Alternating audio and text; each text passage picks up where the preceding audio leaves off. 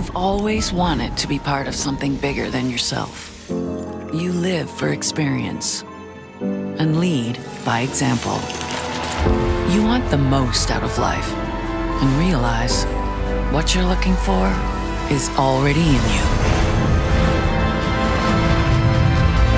This is for you, the Canadian Armed Forces, a message from the Government of Canada. So good morning guys, ਕੀ ਹਾਲ ਚਾਲ ਤੁਹਾਡੇ ਸਾਰਿਆਂ ਦਾ and welcome back to this new vlog. ਅੱਜ ਦਾ ਦਿਨ ਕਾਫੀ ਜ਼ਿਆਦਾ ਇੰਟਰਸਟਿੰਗ ਹੋਣ ਵਾਲਾ ਹੈਗਾ ਤੇ ਅੱਜ ਤੁਹਾਨੂੰ ਪਤਾ ਵੀ ਲੱਗ ਜੂਗਾ ਹੈ ਨਾ, ਜੇ ਤੁਸੀਂ ਕੈਨੇਡੀਅਨ ਆਰਮ ਫੋਰਸਿਸ 'ਚ ਅਪਲਾਈ ਕਰਦੇ ਹੋ ਤਾਂ ਫਿਜ਼ੀਕਲ ਐਗਜ਼ਾਮ ਜਾਂ ਜਿਹੜੀ ਫਿਜ਼ੀਕਲ ਇਵੈਲੂਏਸ਼ਨ ਹੁੰਦੀ ਹੈ ਉਹ ਕਿੱਦਾਂ ਦੀ ਹੁੰਦੀ ਹੈ। ਸੋ ਅੱਜ ਮੇਰਾ ਫਿਜ਼ੀਕਲ ਹੀ ਹੈਗਾ। ਸੋ ਆਹ ਦੇਖੋ, ਆਹ ਸਪੈਸ਼ਲ ਸ਼ੂਜ਼ ਲਿੱਤੇ ਸੀਗੇ, ਰੈੱਡ ਬਣ ਕੇ ਚੱਲੇ ਅੱਜ ਸਾਰਾ ਮੈਂ। ਤੇ ਚਲੋ ਚੱਲਦੇ ਹਾਂ। ਸੋ 9 ਵਜੇ ਆਪਣਾ ਇਵੈਲੂਏਸ਼ਨ ਸਟਾਰਟ ਹੈਗੀ ਹੈ। ਸੋ 8:30 ਹੋ ਚੁੱਕੇ ਨੇ। ਵੈਸੇ ਤਾਂ ਮੇਰਾ ਐਗਜ਼ਾਮ ਸੀਗਾ ਗਾਈਜ਼ 1 ਮਹੀਨੇ ਬਾਅਦ ਦਾ, ਕਿਉਂਕਿ ਉਹ ਪ੍ਰੈਕਟਿਸ ਕਰਨ ਲਈ ਹੈ ਨਾ ਤੁਹਾਨੂੰ ਮਹੀਨਾ ਦਿੰਦੇ ਹੈਗੇ। ਉਹ ਦੱਸ ਦਿੰਦੇ ਵੀ ਕੀ ਹੋਣਾ ਹੈਗਾ ਐਗਜ਼ਾਮ ਦੇ ਵਿੱਚ ਅਤੇ ਕਿੱਦਾਂ ਦੇ ਟਾਸਕ ਹੁੰਦੇ ਹੈਗੇ ਉਹਦੀ ਤਿਆਰੀ ਲਈ।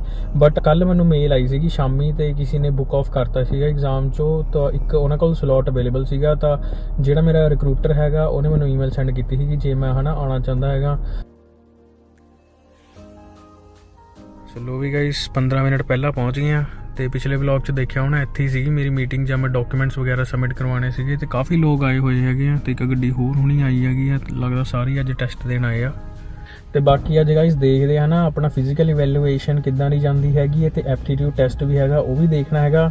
ਸੋ ਬਾਕੀ ਘਰ ਜਾ ਕੇ ਉਹ ਤੋਂ ਬਾਅਦ ਮੈਂ ਤੁਹਾਨੂੰ ਦੱਸੂਗਾ ਕਿ ਹੈ ਨਾ ਕੀ ਸੀਗਾ ਟੈਸਟ ਦੇ ਵਿੱਚ, ਕੀ ਕਰਵਾਇਆ ਇਹਨਾਂ ਨੇ ਅਤੇ ਤੁਸੀਂ ਆਪਣੇ ਆਪ ਨੂੰ ਟੈਸਟ ਲਈ ਪ੍ਰੀਪੇਅਰ ਕਰਨ ਲਈ ਕੀ ਕਰ ਸਕਦੇ ਹੋ, ਐਲੀਜੀਬਿਲਿਟੀ ਕੀ ਹੋਣੀ ਚਾਹੀਦੀ ਹੈ, ਉਹ ਸਾਰਾ ਕੁਝ ਮੈਂ ਇਹ ਵੀਡੀਓ ਦੇ ਵਿੱਚ ਹੀ ਕਵਰ ਕਰੂੰਗਾ। ਅਤੇ ਦੇਖਦੇ ਹਾਂ ਅੱਜ ਕਿੱਦਾਂ ਦਾ ਹੈ ਨਾ ਆਪਣਾ ਟੈਸਟ ਹੁੰਦਾ ਹੈਗਾ, ਵਧੀਆ ਕਰਨ ਦੀ ਕੋਸ਼ਿਸ਼ ਕਰਾਂਗੇ। ਅਤੇ ਚਲੋ ਬਾਕੀ ਅੰਦਰ ਚੱਲਦੇ ਹਾਂ ਅਤੇ ਫਿਰ ਬਾਅਦ 'ਚੋਂ ਮਿਲਦੇ ਹਾਂ।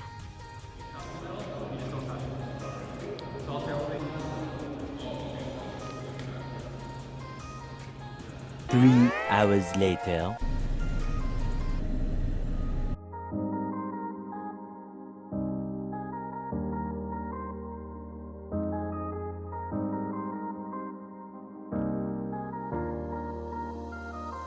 ਸੋ ਲੋ ਵੀ ਗਾਈਜ਼ ਹੁਣੀ ਟੈਸਟ ਦੇ ਕੇ ਘਰ ਪਹੁੰਚੇ ਹਾਂ ਅਤੇ 1 ਵੱਜ ਚੁੱਕਾ ਹੈਗਾ। ਸਵੇਰੇ 8:45 ਦੇ ਉੱਥੇ ਪਹੁੰਚਿਆ ਸੀਗਾ, 9 ਵਜੇ ਸਾਡਾ ਟੈਸਟ ਸਟਾਰਟ ਹੋਇਆ ਸੀਗਾ। ਜਦੋਂ ਮੈਂ ਆਪਣੀ ਇਵੈਲੂਏਸ਼ਨ ਲਈ ਉੱਥੇ ਪਹੁੰਚਿਆ ਤਾਂ ਉੱਥੇ ਮੇਰੇ ਖਿਆਲ ਨਾਲ ਪਹਿਲੇ ਹੀ 10 ਕੈਂਡੀਡੇਟ ਸੀਗੇ, ਜਿਨ੍ਹਾਂ 'ਚੋਂ ਅੱਧਿਆਂ ਦਾ ਮੈਡੀਕਲ ਸੀਗਾ ਅਤੇ ਅੱਧੇ ਆਏ ਸੀਗੇ ਫਿਜ਼ੀਕਲ ਇਵੈਲੂਏਸ਼ਨ ਲਈ ਅਤੇ 4 ਬੰਦੇ ਇਨਕਲੂਡਿੰਗ ਮੀ ਸੀਗੇ ਜਿਨ੍ਹਾਂ ਨੇ ਹੈ ਨਾ ਫਿਜ਼ੀਕਲ ਵੀ ਦੇਣਾ ਸੀ, ਮੈਡੀਕਲ ਵੀ ਸੀਗਾ ਉਹਨਾਂ ਦਾ ਅਤੇ ਐਪਟੀਟਿਊਡ ਟੈਸਟ ਵੀ ਸੀਗਾ।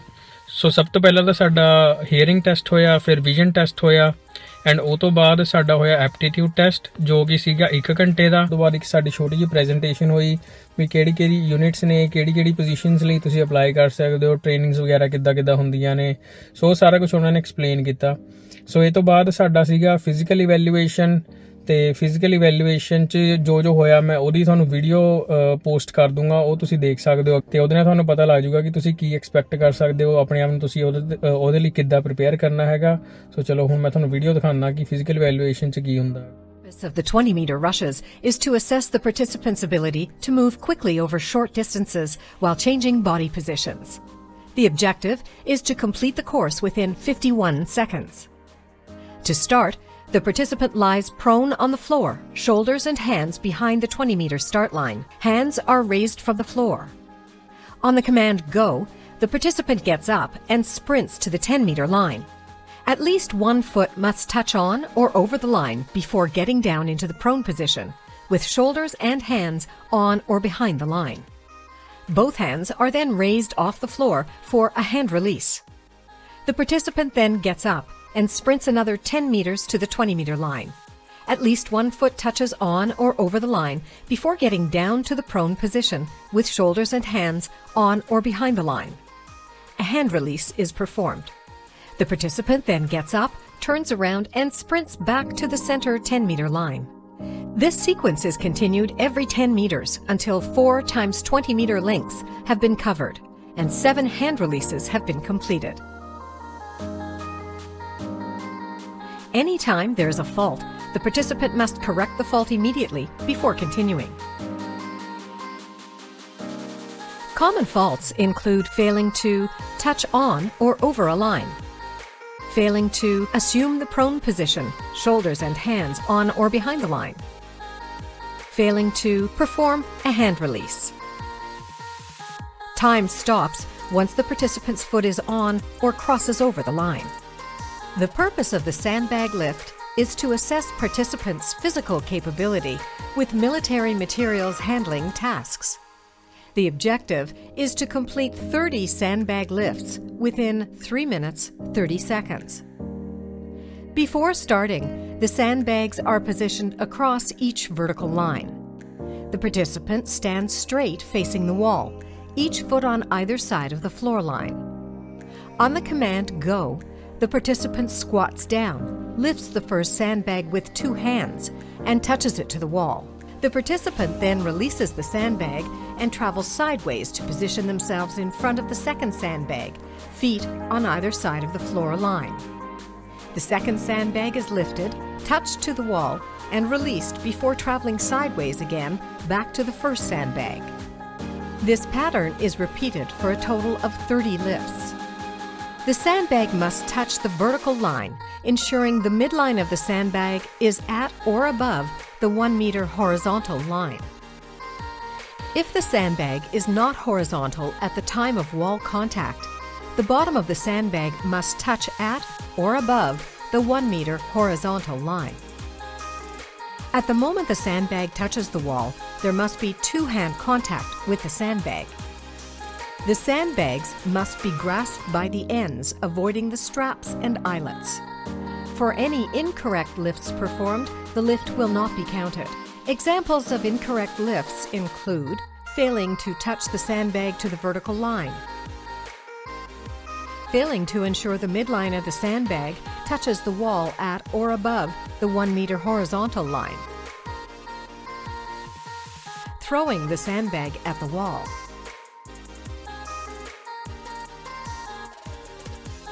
failing to land each foot on either side of the floor line, and grasping the straps or eyelets to lift the sandbag. Time stops once the 30th sandbag has touched the wall. Time to completion is recorded to the nearest second. The purpose of the intermittent loaded shuttle is to assess participants' ability to repeatedly carry loads. The objective is to complete 5 sets of alternating loaded and unloaded shuttles within 5 minutes 21 seconds. Before starting, the sandbag is positioned behind the start line. The participant stands straight behind the sandbag, facing the 20-meter course. On the command "Go," the participant picks up the sandbag and performs 1 loaded shuttle around the 20-meter cone and back.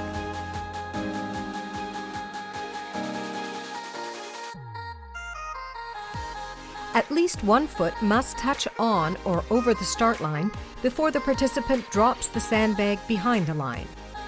The next shuttle around the cone and back is performed unloaded. This pattern continues for a total of 5 sets of loaded and unloaded shuttles. Walking briskly while carrying the sandbag is permitted. Running is permitted during the unloaded shuttles only.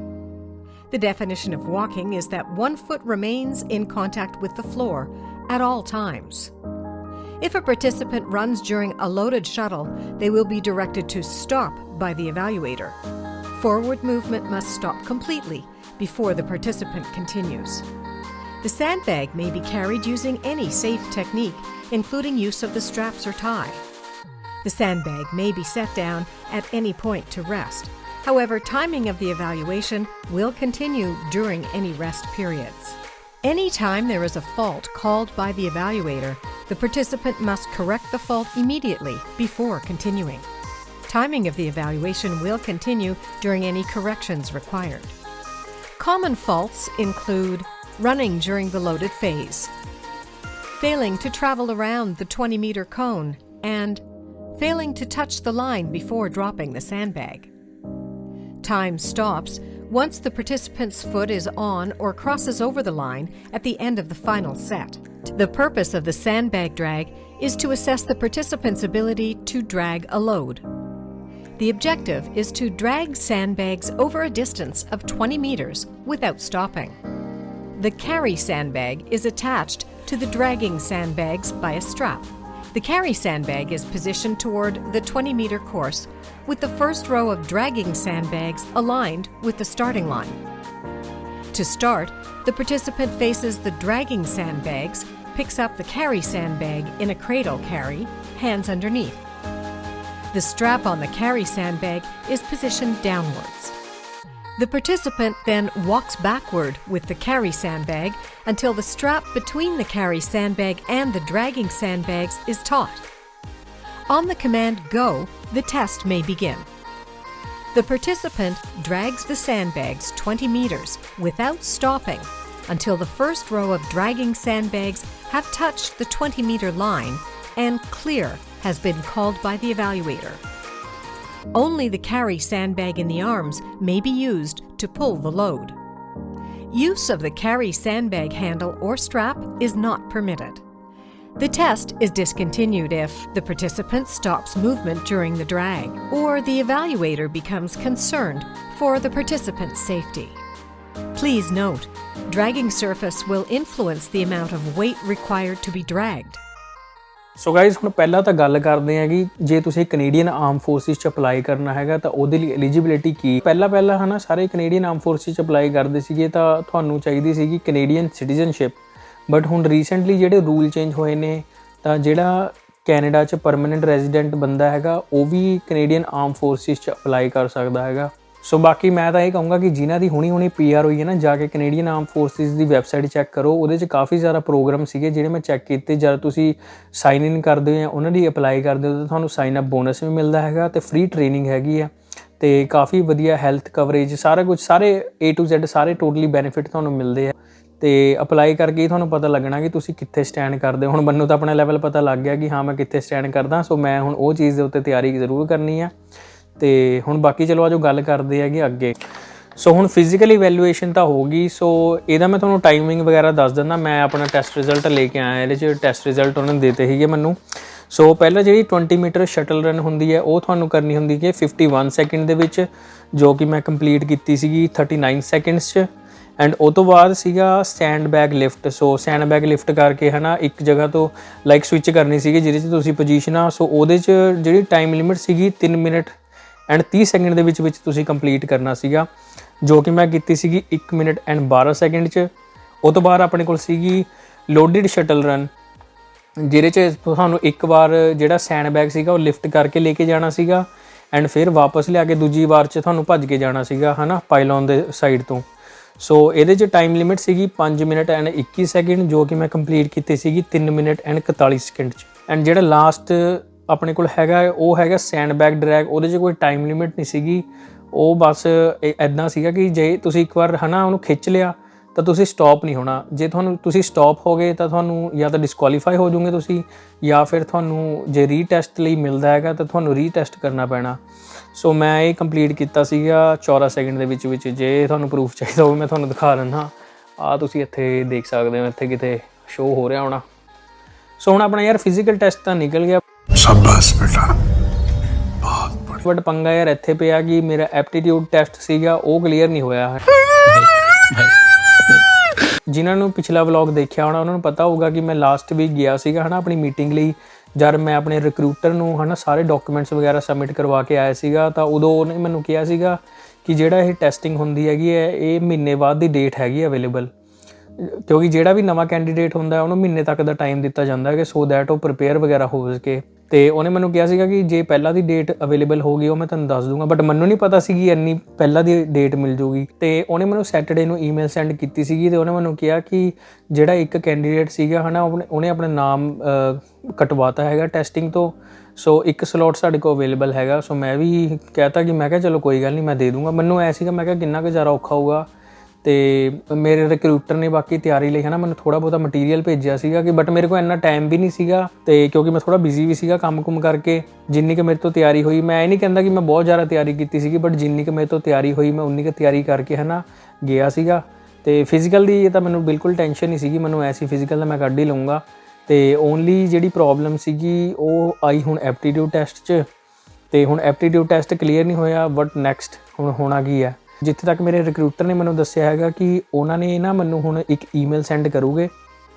Email send ਕਰਨ ਤੋਂ ਬਾਅਦ ਉਹ ਕਹਿੰਦੇ ਆ ਕਿ ਇੱਕ log book type ਬਣਾਉਣੀ ਹੈਗੀ ਹੈ ਮੈਂ, ਜਿਹਦੇ 'ਚ ਮੈਂ ਉਹਨਾਂ ਨੂੰ ਦਿਖਾਉਣਾ ਹੈਗਾ ਕਿ ਮੈਂ ਕਿੰਨੇ ਘੰਟੇ ਸਟੱਡੀ ਕੀਤੀ ਹੈ। ਮਿਨੀਮਮ 50 ਆਵਰਸ ਆਫ ਸਟੱਡੀ ਹੋਣੀ ਚਾਹੀਦੀ ਹੈਗੀ ਹੈ ਐਪਟੀਟਿਊਡ ਟੈਸਟ ਲਈ। ਡੇਲੀ ਹੁਣ ਮੈਨੂੰ ਲੱਗਦਾ ਕਰਨੀ ਪੈਣੀ ਤਿਆਰੀ। ਅਤੇ ਬਾਕੀ ਜਿਹੜਾ ਐਪਟੀਟਿਊਡ ਟੈਸਟ ਹੈਗਾ ਉਹ ਮੈਂ 3 ਮਹੀਨੇ ਬਾਅਦ ਦੇ ਸਕਦਾ ਹੁਣ। ਅਤੇ ਚਲੋ 3 ਮਹੀਨੇ ਬਹੁਤ ਨੇ ਤਿਆਰੀ ਕਰਨ ਲਈ। ਸੋ ਹੁਣ ਐਪਟੀਟਿਊਡ ਟੈਸਟ ਦੀ ਤਿਆਰੀ ਕਰਾਂਗੇ, ਲੌਗ ਬੁੱਕ ਬਣਾਵਾਂਗੇ ਨਾਲ ਦੀ ਨਾਲ, ਅਤੇ ਫਿਰ ਉਹਨਾਂ ਨੂੰ ਸਾਰੇ ਜੋ ਪੇਪਰ ਵਰਕ ਡਾਕੂਮੈਂਟ ਹੈਗੇ ਉਹਨਾਂ ਨੂੰ ਦੁਬਾਰਾ ਸੈਂਡ ਕਰਾਂਗੇ। ਮੇਰਾ ਜਿਹੜਾ ਰਿਕਰੂਟਰ ਹੈਗਾ ਉਹ ਸਾਰੇ ਡਾਕੂਮੈਂਟ ਭੇਜੂਗਾ, ਟੋਰਾਂਟੋ ਕੋਈ ਹੈੱਡ ਆਫਿਸ ਹੈਗਾ, ਸੋ ਉੱਥੋਂ ਅਪਰੂਵ ਹੋ ਕੇ ਫਿਰ ਮੈਂ ਦੁਬਾਰਾ ਟੈਸਟ ਦਊਂਗਾ। ਸੋ ਫਿਲਹਾਲ ਤਾਂ ਆਹੀ ਸੀਗਾ ਅਤੇ ਆਹ ਹੋਇਆ ਅੱਜ ਮੇਰੇ ਨਾਲ। ਅਤੇ ਮੈਨੂੰ ਲੱਗਦਾ ਜੇ ਮੈਂ ਫੇਲ ਵੀ ਨਾ ਹੁੰਦਾ ਤਾਂ ਮੈਂ ਤੁਹਾਨੂੰ ਦੱਸ ਵੀ ਨਾ ਪਾਉਂਦਾ ਕਿ ਤੁਸੀਂ ਜੇ ਇੱਕ ਵਾਰ ਤੁਸੀਂ ਟੈਸਟਿੰਗ ਫੇਲ ਹੋ ਜਾਂਦੇ ਹੋ ਤਾਂ ਤੁਸੀਂ ਕਰਨਾ ਕੀ ਹੈ ਅਤੇ ਉਹ ਤੋਂ ਬਾਅਦ ਕੀ ਪ੍ਰੋਸੈਸ ਹੁੰਦਾ। ਜੇ ਮੈਂ ਪਾਸ ਹੋ ਜਾਂਦਾ ਤਾਂ ਉਹਦੀ ਅਲੱਗ ਹੀ ਖੁਸ਼ੀ ਹੋਣੀ ਸੀਗੀ ਕਿ ਚਲੋ ਹੁਣ ਨੈਕਸਟ ਸਟੈਪ ਫਰਦਰ ਇੰਟਰਵਿਊ ਦਾ ਪ੍ਰੋਸੈਸ ਹੋਣਾ ਸੀਗਾ। ਸੋ ਮੈਂ ਤੁਹਾਨੂੰ ਇੰਟਰਵਿਊ ਬਾਰੇ ਦੱਸ ਪਾਉਂਦਾ, ਬਟ ਚਲੋ ਕੋਈ ਗੱਲ ਨਹੀਂ, ਬੰਦਾ ਡਿੱਗ ਡਿੱਗ ਕੇ ਸਿੱਖਦਾ ਹੈਗਾ। ਹੁਣ ਫੇਲ ਹੋ ਕੇ ਸਿੱਖ ਰਿਹਾ। ਹੁਣ ਜਿਹੜੇ ਬੰਦੇ ਵੀ ਸੋਚ ਰਹੇ ਹੋਗੇ ਕੈਨੇਡੀਅਨ ਆਰਮ ਫੋਰਸਿਸ 'ਚ ਜਾਣ ਲਈ ਜਾਂ ਫਿਰ ਕਿਸੇ ਵੀ ਪੁਲਿਸਿੰਗ ਲਈ ਤੁਸੀਂ ਜਾਣਾ ਹੈਗਾ, ਤਾਂ ਇਹ ਚੀਜ਼ ਜ਼ਰੂਰ ਧਿਆਨ 'ਚ ਰੱਖਿਓ ਕਿ ਟੈਸਟ ਦੀ ਤਿਆਰੀ ਕਰਕੇ ਜਾਣੀ ਹੈਗੀ ਹੈ ਪ੍ਰੋਪਰਲੀ।